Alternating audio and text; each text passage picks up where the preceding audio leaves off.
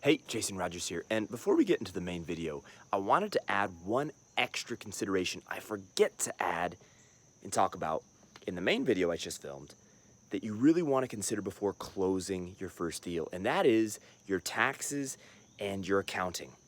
Basically, the tracking of your finances.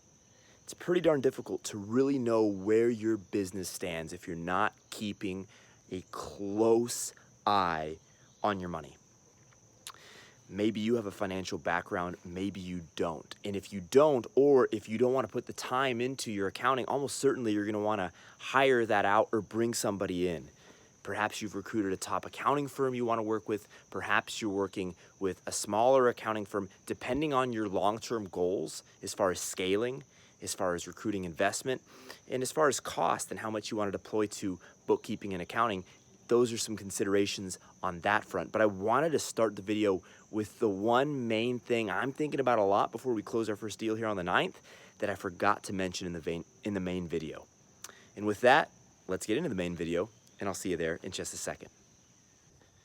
Hey, top of the morning, Jason Rogers here.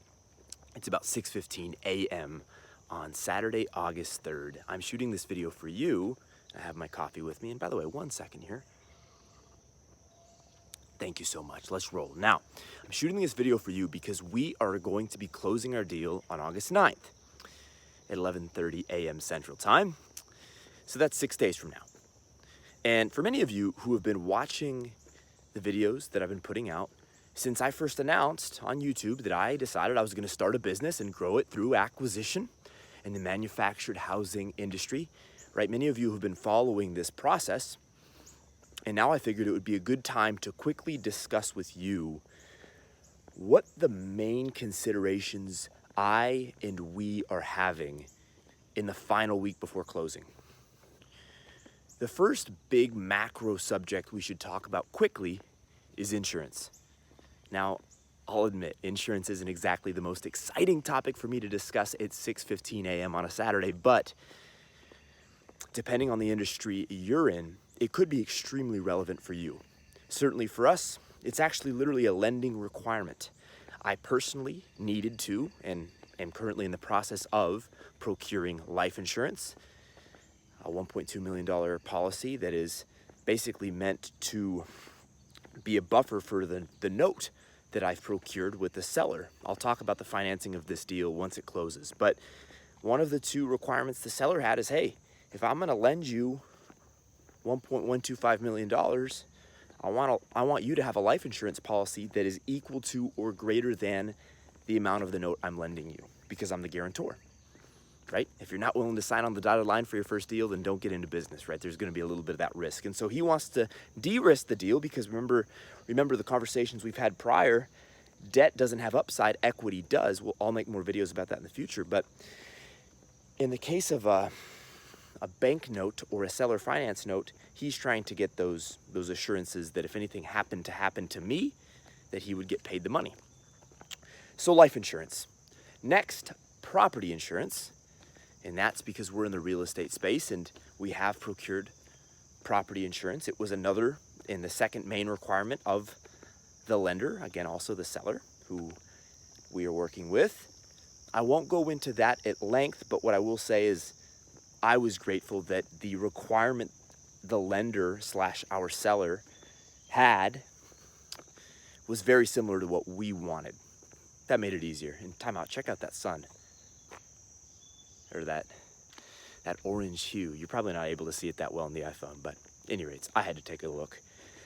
But let's continue now. Other considerations. Well, operations. Operations, that's a massive consideration. And just the detail stuff. A lot of it's just detail stuff that's not sexy or exciting, but it's necessary. Your property management system and software, very important for us. Our phone system, so that when we have an open vacancy in one of our properties, that we're able to get somebody in there quickly. That stuff's massive. The letter that we're going to be sending out to tenants to announce the official transaction and the transfer of ownership, very important. The initial meeting and meetings between myself and our management team and then our tenants, very important. We're thinking about that, planning for that now. Another big consideration that we have going on right now is the legal aspect of bringing Brighter Living truly to life. And that's a big conversation I'm not ready to dive into in full right now. It's beyond the scope of this video. I can talk about it in subsequent videos. But the formation of our subsidiary and our parent company and the distribution of equity, that's something we're in the process of bringing to life right now. So that's obviously very real.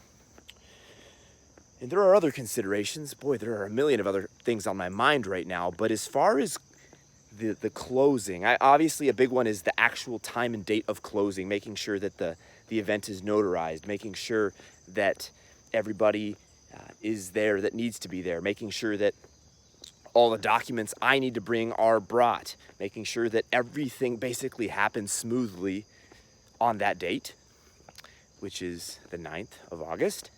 And so coordinating that, and of course making sure all the other requirements that I need to fulfill as the buyer and that the seller needs to fulfill as the seller, making sure those things are met, which is why the seller has representation and I have representation largely in the form of my board. Those are the main things I'm thinking about right now about this deal. Now, I have a million other things I'm thinking about as far as expanding and growing Brighter Living exponentially, and that is mainly in regards to deal flow, financing, fundraising, the fundraising of both debt and equity.